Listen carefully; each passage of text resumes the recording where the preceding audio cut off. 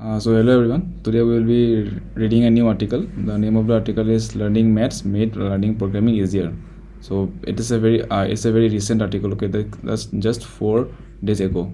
So it's a very recent. So let's read it. Hello everyone. I thought I just wanted to share this experience with you. So I have been programming for the last 8 to 7 years now. I think I am 20 right now, and I started at like 20 or something, just dabbling around with Python plus some HTML CSS. They are not programming language, but intro stuff. I have always been kind of slow, kind of off when with my maths back then, and was horrible at it. I have always just approached the problem in my code with just intuitive problem solving. Things that might just work. Yeah, like everyone starts their programming journey with HTML and CSS. Way back then मैंने भी HTML के साथ ही शुरू किया था. उसके बाद थोड़ा बहुत CSS सीखा, और उसके बाद जावास्क्रिप्ट में थोड़ा सीखना शुरू किया. तो वही लाइक पाथ होता है. सबसे पहले तुम HTML सीखते हो, उसके बाद CSS, और उसके बाद उसके साथ तुम CSS सीखते हो, और उसके बाद धीरे धीरे तुम जावास्क्रिप्ट में आते हो. कोई भी डायरेक्टली सी और फिर C++ सीखना उस ऐसे नहीं सीखते. सबसे पहले लोग ये सब सीखते हैं, उसके बाद धीरे धीरे वो लोग बाकी लैंग्वेज में शिफ्ट होते हैं.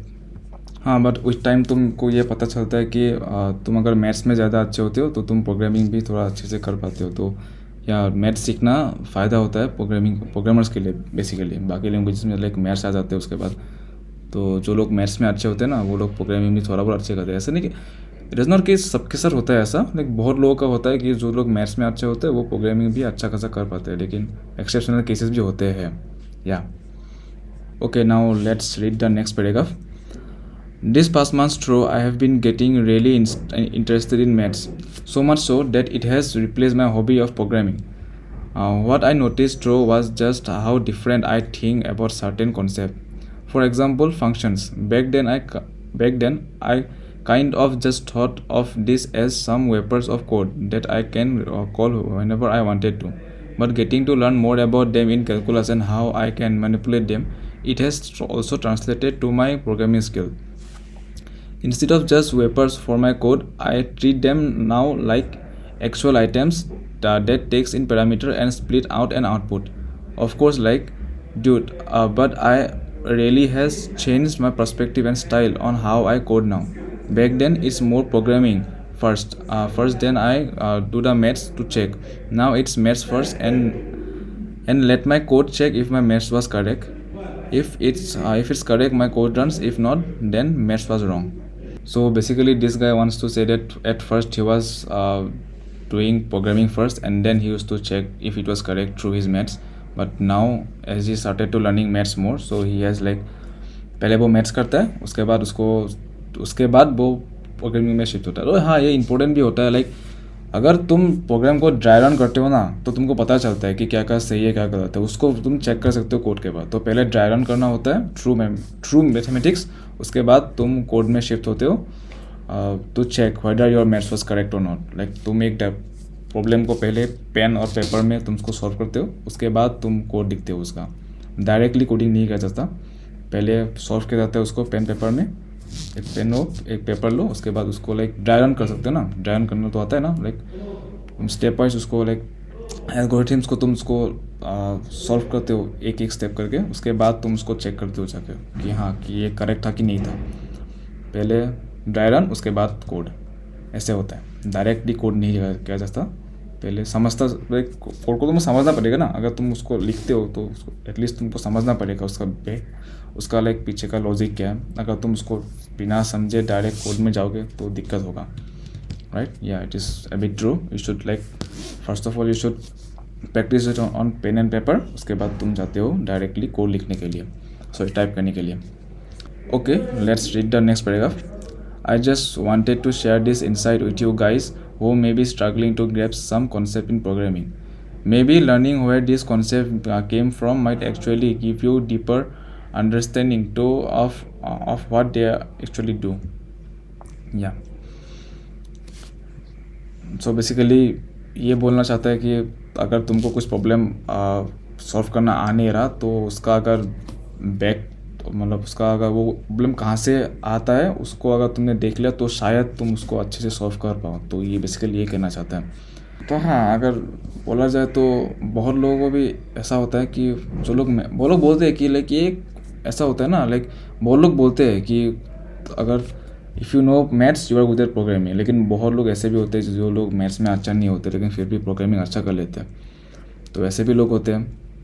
तो हाँ, exceptions are always there. Like मैं भी इतना मैथ्स में अच्छा नहीं हूँ, मेरा भी मैथ्स में लाइक एवरेज है, लेकिन प्रोग्रामिंग भी एक एवरेज ही है, मेरा इतना भी अच्छा नहीं है। लेकिन हाँ, थोड़ा बहुत तो मतलब हो जाता है। Okay, let's read some comments. I thought I was just imagining things, but I guess it's true.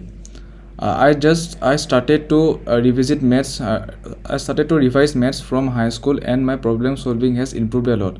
I will continue with maths then.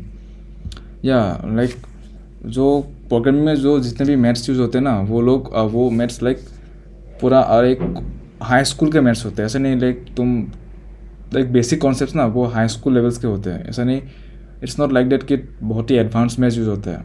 Like maths जो तुमने पढ़ा है क्लास 8, 9, 10 वो वाले मैथमेटिकल कॉन्सेप्ट्स बहुत ज़्यादा यूज होते हैं प्रोग्रामिंग में। और तुमको इतना नहीं लाइक बेसिक प्रोग्रामिंग में ना तुमको इतना नहीं देखने को मिलेगा लाइक एडवांस कैलकुलस हो रहा है या फिर ऐसा कुछ simple maths like area of A triangle, area of a parallelogram and all, वो सब छोटे छोटे लोग फॉर्मूलाज होते हैं ना, वो सब ज़रा यूज होते हैं बेसिक लेवल में। एडवांस लेवल पर जब तुम जाओगे लाइक गेम डेवलपमेंट होगा ये सब, तब तो थोड़ा सा कॉम्प्लेक्स होता है। लेकिन थोड़ा basic level basic maths use होता है, इतना like high level maths use नहीं होता। Okay, now let's read one more comment. Same here.